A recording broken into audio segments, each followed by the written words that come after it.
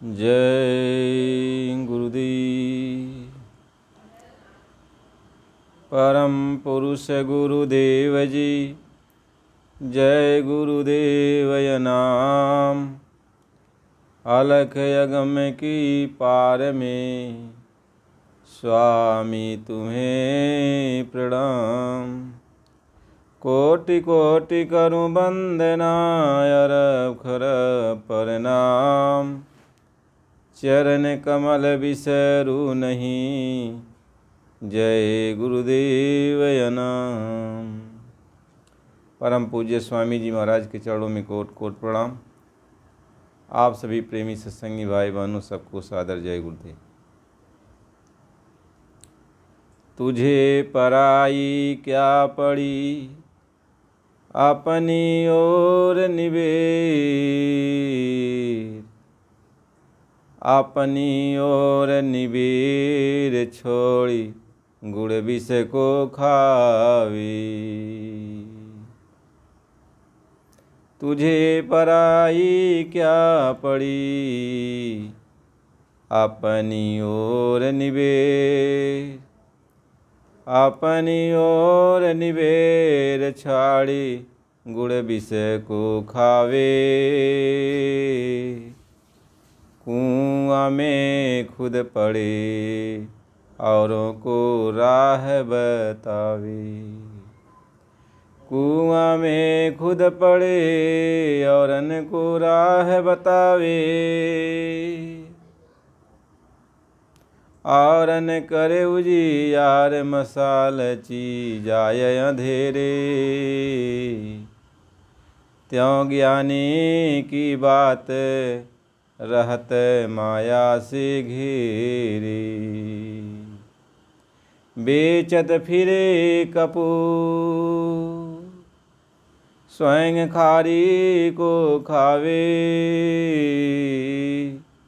बेचत फिरे कपूर, स्वयं खारी को खावे। और घर में लागी आग, दौरी की घूर बुतावे। घर में लागी आग, दौरी के घूर बुतावे। तुझे पराई क्या पड़ी, अपनी ओर निबेर। अपनी ओर निबेर छाड़, गुड़ विष को खावे। पलटू मैं साची कहूँ, अपने मन का फेर। और तुझे पराई क्या पड़ी, अपनी ओर निबेर। आज का ये सत्संग है कि तुझे पराई क्या पड़ी, अपनी ओर निबेर।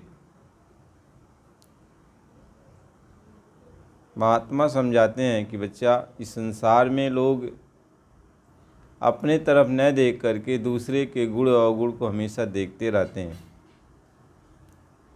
यदि लोग अपनी तरफ देखें कि मेरे अंदर कौन से अवगुण हैं, कौन से गुण हैं, तो अवगुणों को निकालते रहेंगे, गुण को ग्रहण करते रहेंगे। लेकिन उनका पूरा जीवन की जो शुरुआत होती है, जब वो होशदार हो जाते हैं, तभी से वो अवगुणों को देखना चालू कर देते हैं। हर इंसान की बुराई को देखते हैं, हर इंसान के अच्छे बुरे कर्मों को देखते हैं। वो हमेशा एक दूसरे के पीछे ही पड़े रहते हैं कि कौन कैसा क्या है क्या नहीं है। हमेशा निंदा चाहे चुगलाई में लगे रहते हैं। महात्मा ये समझाते हैं, इसी में उनका जीवन ऐसे बीतता जाता है। एक तरह का उनका यह दिनचर्या बन जाती है। सुबह जैसे सूरज उगते हैं और शाम को सूरज डूब जाते हैं, लेकिन उनका यही क्रम चलता रहता है। अपना पड़ोसी हमसे अमीर क्यों हो गया, कैसे हो गया, ये गरीब क्यों हो गया, हर तरह के बारे में यह जीव हमेशा दूसरों के बारे में विचारता है, सोचता रहता है। महात्मा ये समझाते हैं ये मानव तन तुमको मिला कुछ अपनी तरफ देखने के लिए, कि अपनी तरफ देखो कि तुम्हारे अंदर कितना कोयला भरा हुआ है और कितनी अच्छाई भरी हुई है। जब अपनी तरफ देखोगे तो अपने एक एक अवगुणों को निकालोगे कि हमारे अंदर ये कमी है, इसको निकाल दिया जाए। जैसे किसान खेत में जब बीज डाल देता है तो जब बीज थोड़ा सा जमता है तो किसान उसकी निगरानी करता है और देखता है कोई खरपतवार तो नहीं जम गया। तो खेत में जा कर के वह जब देखता है खरपतवार है तो खुरपी ले जाता है और उसको धीरे से उन खरपतवारों को निकालने लगता है। जब खरपतवार निकाल देता है तभी वह बीज जो है वह पौधा आगे बढ़ता है, मजबूत होता है। इसी तरीके से हमें जब अपनी तरफ देखना है, जब हम अपनी तरफ देखने लगेंगे कि हमारे अंदर क्या गुण है क्या अवगुण है, जो अवगुण है उसको हमें निकालना है। तो जब हम अपने इस तन रूपी खेत में बराबर अपने अवगुणों को देखते रहेंगे और उसको निकालते रहेंगे तो दूसरे के अवगुण को देखने का हमको समय नहीं मिलेगा। महात्मा इस बात को समझाते हैं हमेशा हमें अपनी तरफ ही देखना चाहिए, हमारे अंदर क्या कमी है। जब हम अपनी कमी को देखने लगेंगे तो दूसरे के बारे में सोचने का हमें समय भी नहीं मिलेगा। दूसरे के बारे में हम जो अपना समय बर्बाद करते हैं, ये मानव तन बेशकीमती है। एक एक श्वास की जो पूंजी है वह गिन कर मिली हुई है। जब श्वासों की पूंजी नहीं रहेगी तो मानव तन किस काम का। इसलिए जब तक श्वासों की पूंजी है तब तक कुछ अपना काम कर लो, अच्छाई अपने अंदर ले आओ और संत महात्मा के पास जाओ और उनसे पूछो कि हमारे अवगुण कैसे ख़त्म होंगे। संत महात्मा ही आपके अवगुणों को दूर करने की युक्ति बताते हैं। जैसे किसान खेत में जो खरपतवार ऐसा हो जाता है, नहीं निकलता है, तो दुकानदार के पास जाता है जो खेत का विशेषज्ञ है, जो इन खरपतवारों का विशेषज्ञ, जो जानकार है कि ये खरपतवार कैसे जाएंगे, तो ऐसा वह जो है दवा देता है। इसी तरीके से संत सद्गुरु जो है हमारे इस तन मन रूपी शरीर में ये जो अवगुण भर गए हैं कैसे जाएंगे, वो महात्मा जानते हैं। वो महात्मा उस रसायन को देते हैं, उस दवा को देते हैं जो हमें इस्तेमाल करना होता है। नाम रसायन जिन पिया शीश दक्षिणा दे, अलोभी शीश न दे सकी नाम प्रेम काले। कहते हैं जो हमें दवा लेनी है और इस तन मन रूपी शरीर में खेत में जो अवगुण है, खरपतवार जम गए हैं, इसको समाप्त करने के लिए हमें नाम का रसायन लेना पड़ता है। इसके लिए हमें जो है अपने आप को उस महात्मा के चरणों में रखना पड़ता है, उनका बन के रहना पड़ता है, तभी वह नाम रसायन काम करता है, तभी वह हमारे अवगुणों को जो है वो समाप्त करता है। कहते हैं जिसने ऐसा नहीं किया वह दक्षिणा नहीं दिया, उस वह पैसा नहीं दिया। जैसे दुकानदार को पैसा दे दोगे, दुकानदार भी दुआ आशीर्वाद देता है कि भाई यह दवा काम करेगी। ऐसे महात्मा जब आपको नाम की बख्शीश करते हैं तो वो ये चाहते हैं कि बच्चा जो है अब दुनिया की तरफ से हटकर मालिक की तरफ लग जाए, मालिक की तरफ उसका लव लग जाए, मालिक की तरफ उसका ख्याल ध्यान लग जाए। तो जैसे जितना वह मालिक की तरफ अपना ख्याल ध्यान लगाएगा उतना ही वह नाम रसायन काम करेगा। यदि वह मालिक की तरफ ध्यान नहीं लगाएगा, ख्याल नहीं लगाएगा, तो नाम रसायन काम नहीं करता है। क्योंकि जो नाम रसायन है वह स्वयं चेतन है, भगवान है, वह खुद जानकार, वो जानता है कि यह ख्याल किसका कर रहा है। हम जो नामदान लेते हैं ना, तो नामदान लेने की जो प्रक्रिया है वो सब पूरी जब हो जाती है, आपको नाम की बख्शीश मिल जाती है, तो ये न सोचो कि वह नाम काम करेगा। नाम तभी काम करता है जब आपका ख्याल उस प्रभु की तरफ हो जाता है, उस सद्गुरु की तरफ हो जाता है, कुल मालिक की तरफ हो जाता है, उनके प्रति आपकी भक्ति बनने लगती है। जितना उनको आप अपने हृदय में बिठाओगे, उनको अपना समझोगे, उतना ही नाम रसायन काम करता है। और वही यदि आप गुरु को अपने अंदर नहीं बैठाओगे, उस प्रभु को अपने अंदर नहीं बैठाओगे, तो नाम रसायन काम नहीं करता है।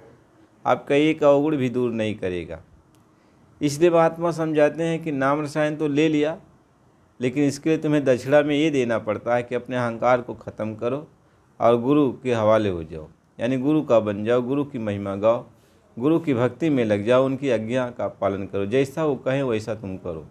यही है गुरु भक्ति, यही है शीश का बलिदान करना, कि मतलब गुरु की बात को मान लो, गुरु भक्ति करो। तो महात्मा ये समझाते हैं तब तुम्हें गुरु भक्ति में लगना चाहिए, गुरु की चर्चा में लगना चाहिए, गुरु की सत्संग में लगना चाहिए, गुरु की बात को समझना चाहिए, गुरु जो कहें वो तुम्हें करना चाहिए। और तुम पराए लोगों के बारे में और लोगों के बारे में सोचने लगते हो कि ये क्या कर रहे हैं, वो क्या कर रहे हैं। महात्मा ये समझाते हैं, सबको तुम उपदेश देने में लग जाते हो कि आपको ऐसा करना चाहिए, आपको ऐसा करना चाहिए। महात्मा ये समझाते हैं कि ये बताओ, तू तो कुआं में पड़ा हुआ, निकल तो रहा नहीं है, तुम्हारे ऊपर तो कर्मों का बोझ इतना पड़ा हुआ है, नरको 84 में जाने की तुम्हारी तैयारी है, तुम्हारे पास कोई ऐसा कर्म नहीं है कि जिससे तुम जो है अच्छे लोकों में जाओ। अपने तो कुआं में पड़ा है, खाई खंडक में पड़ा हुआ, और दूसरे को राह बता रहा है कि तुम इस रास्ते पर चले जाओ। जैसे मसालची अंधेरे में जा रहा है, दूसरे को कहता है रोशनी दे रहा है, अपने तो अंधेरे में जा रहा है और दूसरे को रोशनी दे रहा है।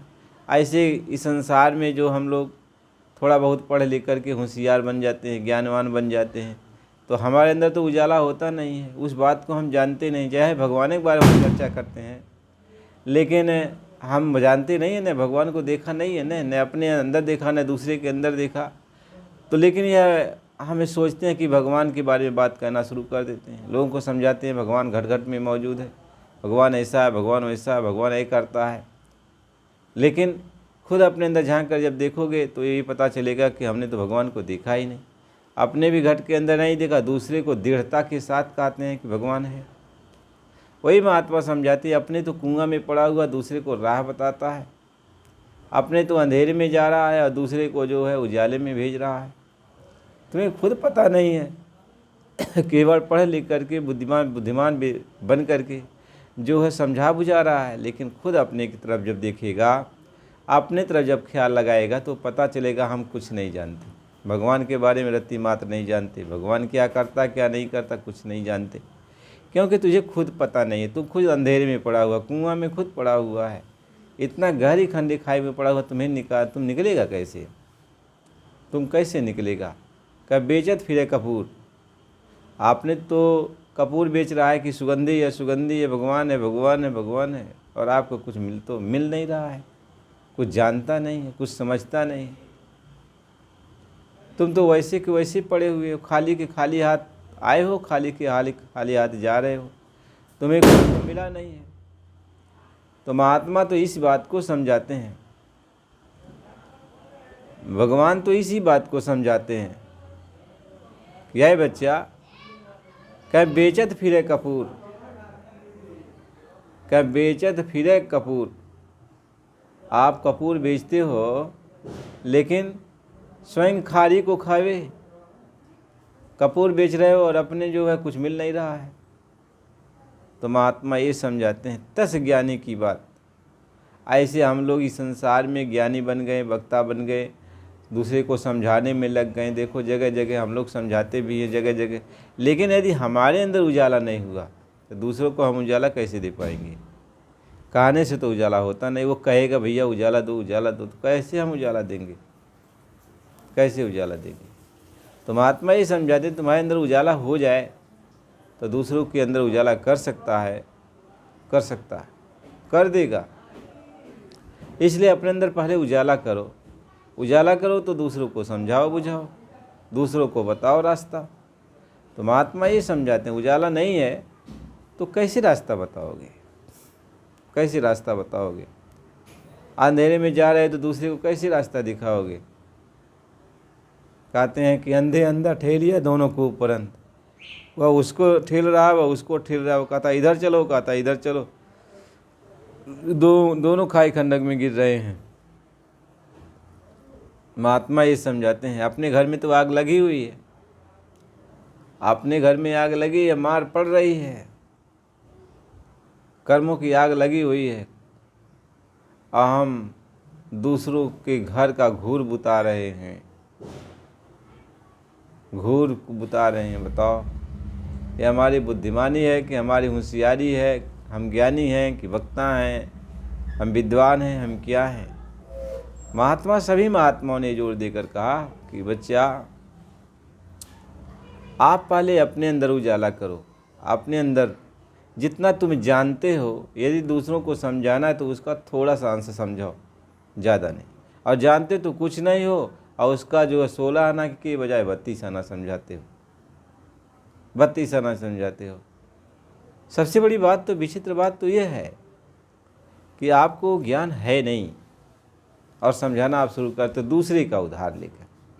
यानी दूसरे की कही हुई बात को दूसरा बेचारा जो कुछ भी समझाया है, उसको कितना ज्ञान है क्या नहीं ज्ञान है, वह अपनी बुद्धि विवेक तर्क से समझा रहा है और तुम उसका जो है उसका उधार लेकर के, यानी उसको नकल करके तुम समझा रहे हो। अरे नकल नहीं, तुम्हारे अंदर भी असल पैदा हो जाए तो तुम समझाओ, बुझाओ, लोगों को बताओ। तो महात्मा इसी बात को समझाते हैं कि तुझे पराई क्या पड़े, अपनी ओर निभे। तो अपनी तरफ देख, अपनी तरफ देख कि मानव तन अनमोल है, बेशकीमती है, किराए का मकान है, कब ढह जाएगा इसका कोई ठौर ठिकाना नहीं है। यह बालू की भीत की तरह है, कोई हवा बह देगा झड़ जाएगा।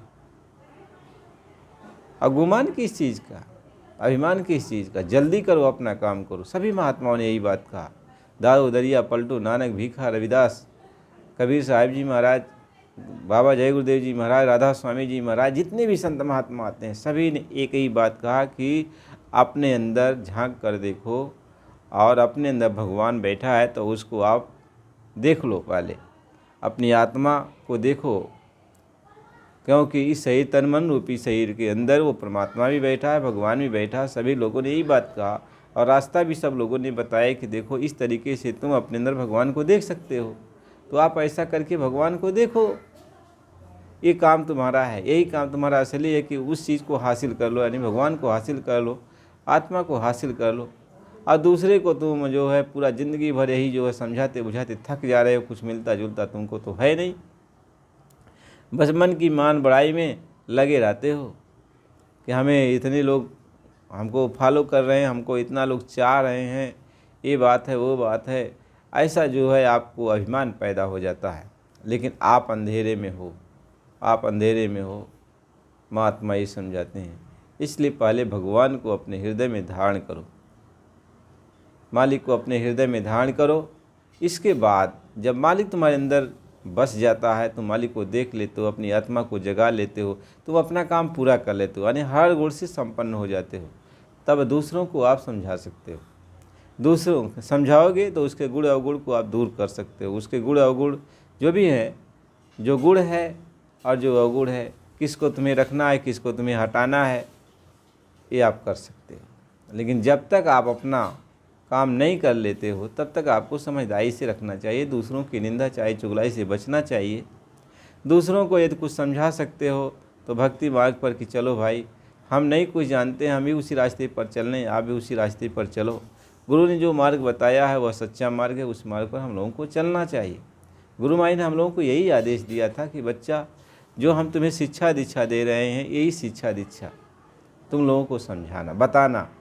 यानी भगवान है, भगवान से मिलने का मार्ग है, भगवान मिलेगा, तुम गुरु के पास जाओ, गुरु की खोज करो, गुरु की। और जो गुरु होगा वह खुद कहेगा आप मेरे पास, वह अपने पास बुला लेगा। ये तो कहता नहीं है मैं गुरु हूँ, लेकिन बुला लेता है, क्योंकि उसके पास पावर है, ताकत है, बुला लेगा और आपके सारी समस्याओं का समाधान कर देगा। लेकिन उनके भक्त क्या करते हैं, अपने गुरु की चर्चा करते हैं। गुरु की चर्चा का मतलब लोगों के बीच में जाकर गुरु की महिमा गाते हैं। तो हमें गुरु की महिमा गानी है, हमें अभिमान में नहीं, हमें दीनता में बन करके अपने भगवान की महिमा गाने। गुरु की महिमा गाने का मतलब होता है भगवान की महिमा गाना। हमें दूसरे की निंदा से बचना चाहिए, दूसरा क्या करता है उससे हमें दूरी बनाए रखना चाहिए। हमें भगवान की प्रशंसा करनी चाहिए, उनके बारे में जो है लोगों को बताना चाहिए कि भगवान तुम्हारे पास है और इसी मानव तन मंदिर में मिलेगा और इसी में मिलने का रास्ता भी है।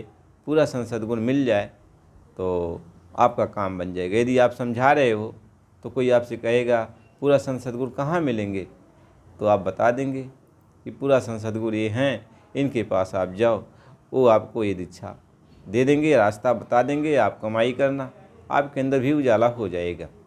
कहीं आप उजाला कर दो, वो कहेंगे नहीं, वो मालिक है बैठा हुआ, वो उजाला कर देगा, उसका हुक्म है कि बच्चों को बताओ, तो आप बता रहे हो। तो दीन भाव से आप लोगों को समझाओगे, बुझाओगे दीनता में।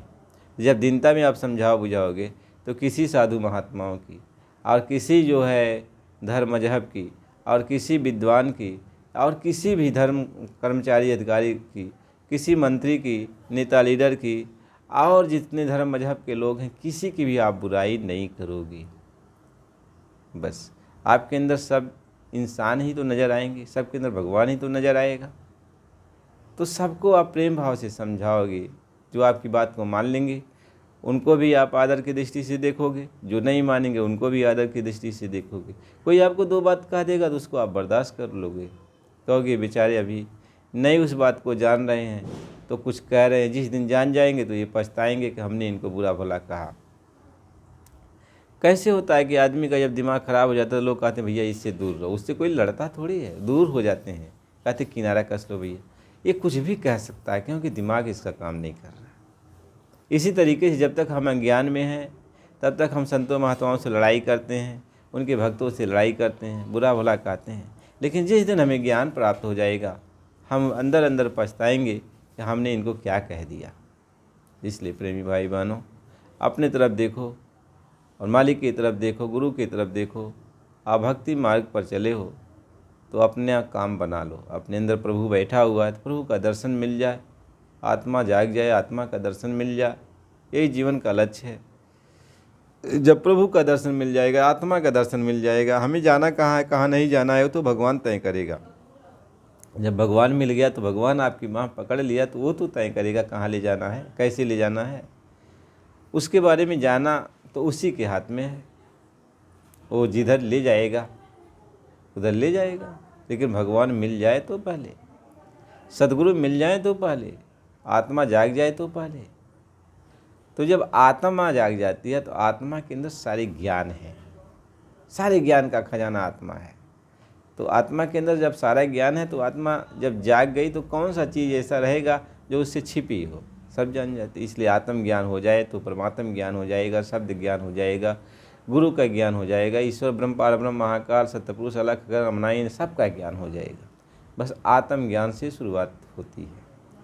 तो पूरे संत सद्गुरु मिल जाएंगे तो आत्म ज्ञान करा देंगे, परमात्म ज्ञान करा देंगे, शब्द ज्ञान करा देंगे, सार शब्द क्या है, अक्षर शब्द क्या है, निअक्षर शब्द क्या है।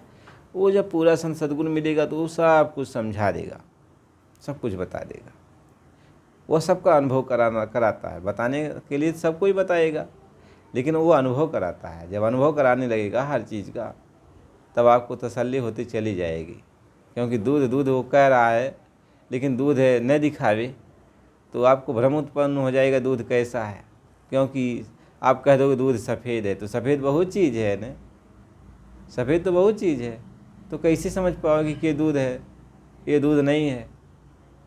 तो महात्मा ये समझाते हैं तो वो दूध है कि परख पहचान बताएगा, दूध खुद दिखाएगा, दूध खुद पिलाएगा, तो पी लोगे भी, देख लोगे भी, हर चीज़ से अनुभव करा देगा। तब आप पहचान कर लोगे ये दूध है और ये पानी है, ये क्या है ये क्या नहीं है। तब आप हर सफ़ेदी में दूध नज़र नहीं आता है ना, तब समझ जाओगे ये सफ़ेद है लेकिन ये चीज़ है, ये दूध नहीं है।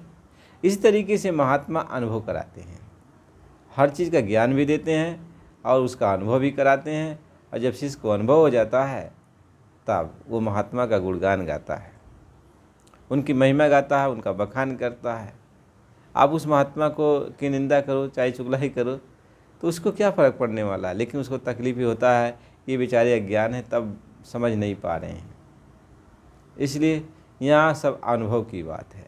जब आपको अनुभव हो जाएगा भगवान के बारे में, आत्मा के बारे में, तो सारे झगड़े अपने आप मिट जाते हैं, सारे झगड़े अपने आप मिट जाएंगे जब आपको अनुभव हो जाएगा। अनुभव नहीं है तो सब झगड़े चलते रहते हैं। जितना भी झगड़ा होता है, जितना भी लोग वाद विवाद करते हैं, एक दूसरे की निंदा चाहे चुगलाई करते हैं, चाहे जिस धर्म मजहब के लोग हों, हमें नहीं कहते इसी मजहब के, सारे धर्म मजहब की बात मैं कर रहा हूँ। ये आपस में लड़ाई झगड़ा तभी तक चलता है जब तक अनुभव नहीं होता है। जब अनुभव हो जाता है तो सारे झगड़े ख़त्म हो जाते हैं। वह साहब से अलग किनारा कस लेता है कि भाई उसको तो अनुभव हो गया ना, इसलिए कहा अनुभव भावन दरजते तेनर सुख न दुख। जब अनुभव हो जाएगा तो वह सुख दुख से ऊपर उठ जाता है, लाभांश से ऊपर उठ जाता है, जय सब जय से ऊपर उठ जाता है, निंदा चाहे चुगलाई से ऊपर उठ जाता, अलग हो जाता है। इसलिए अनुभव बहुत बड़ी चीज़ है। तो अनुभव अपने आप थोड़ी होता है, सोच विचारने से अनुभव नहीं होता। अनुभव महात्मा की कृपा से होता है। जो पूरा संत सद्गुरु होगा वही अनुभव करा सकता है, दूसरे की बस की बात नहीं है।